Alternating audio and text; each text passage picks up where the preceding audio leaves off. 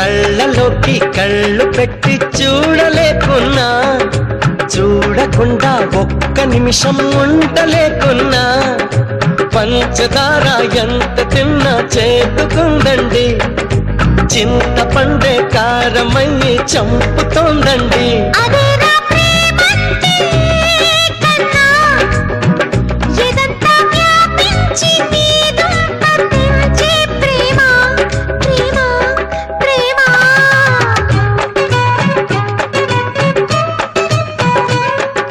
కళ్ళలోకి కళ్ళు పెట్టి చూడలేకున్నా, చూడకుండా ఒక్క నిమిషం ఉండలేకున్నా.